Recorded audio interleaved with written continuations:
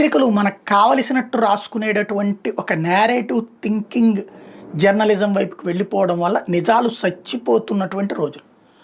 INPR అనే ఒక శాఖ ఉంటుంది, ఇన్ఫర్మేషన్ అండ్ పబ్లిక్ రిలేషన్ శాఖ. ఇది రాష్ట్ర ప్రభుత్వం తరపున పనిచేస్తుంది.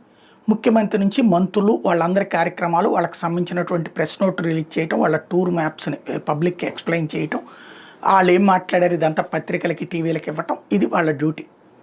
అదే సందర్భంలో పత్రికలకి టీవీలకి ఇచ్చే ప్రకటనల విభాగం కూడా వీళ్ళే చూస్తారు. ఇక్కడ ప్రకటనలు అధికారులు ఇస్తారా? వాళ్ళు ఇష్టారాజ్యంగా ఇవ్వడానికి లేదు. ప్రకటనల వ్యవహారాల వెనకాల ప్రభుత్వాలు చేతుల్లోకి తీసుకుని చాలా రోజులైపోయింది.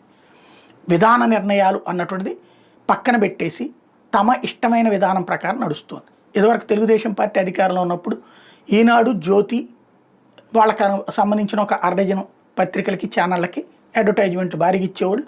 సాక్షి కావచ్చు, మిగతా వాళ్ళకి, సాక్షికి అయితే అసలు ఉండేది కాదు, ఏదో 5 లక్షలు ఏమో ఏడాదికి ఇచ్చినట్టున్నారు, నామమాత్రంగా కొన్నిటికి ఇచ్చేవాళ్ళు, అట్లాగే నడిచిపోయేది. బట్ అదేం క్రైమ్ అనలేదు.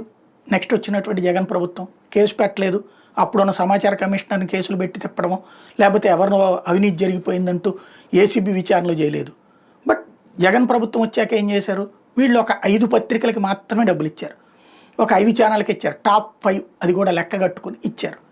కథ నడిచింది, అయిపోయింది. అందులో ఆంధ్రజ్యోతికి ఇవ్వలేదు. ఎస్, టాప్ 5లో జ్యోతి ఉంది పత్రికల్లో, కానీ ఇవ్వలేదు. కాకపోతే పత్రికల్లో వాళ్ళు కావాలనే టాప్ 2 వరకే ఇచ్చారు, 3 నుంచి లెక్క పక్కన పెట్టేశారు. మళ్ళీ 4th, 5th ఎక్కడో ఉన్నటువంటి వాటికి కూడా ఇచ్చారు. ప్రజాశక్తులు, విశాలాంధ్రలు, ఆంధ్రప్రభ అట్లాంటి వాటికి కూడా ఇచ్చారు. కానీ జ్యోతికి వాళ్ళతో కంపేర్ చేస్తే తక్కువ ఇచ్చారు. అయితే అది వీళ్ళ విధానపరమైన నిర్ణయం. ఇప్పుడు దాంట్లో ఎవరి నిర్ణయం తీసుకుంటారు? అది ఎట్లాంటిది? ఇప్పుడు మళ్ళీ ఇవాళ ఉంది, ఈ ప్రభుత్వం వచ్చి 10 నెలలు అయింది. ఇప్పుడు ఎవరికి ఇస్తున్నారు? ఈనాడుకి, జ్యోతికి, తెలుగుదేశం అనుకూల పత్రికలకి, అనుకూల ఛానళ్ళకి. మిగతా వాళ్ళకి ఇవ్వట్లేదు కదా. ఈవెన్ యూట్యూబ్ అడ్వర్టైజ్మెంట్లు కూడా ఎవరికి ఇస్తున్నారు? వాళ్ళకి అనుకూలమైన వాళ్ళకే కదా, బయట వాళ్ళకి ఇవ్వట్లేదు కదా. జగన్ వాళ్ళు అయితే అసలు యూట్యూబ్లకి పట్టించుకునే లేదు, డిజిటల్ని అసలు పట్టించుకునే లేదు.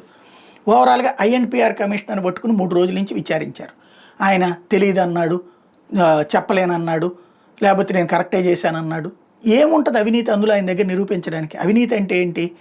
ఆయన ఓ పేపర్కి ₹1,00,000 ఇచ్చి అందులో 25,000, 30,000 డబ్బులు తన అకౌంట్లోకి మళ్లించుకోవడం, తీసుకుంటే అది కుంభకోణం అవుతుంది. కాకపోతే ఇక్కడ మనం ఏంటంటే వేధించాలి, కరెక్ట్, ఇప్పుడు వేధించేస్తాం, రేపు మళ్ళీ ఇప్పుడు అధికారులు వేధింపులకు గురవుతారు కదా.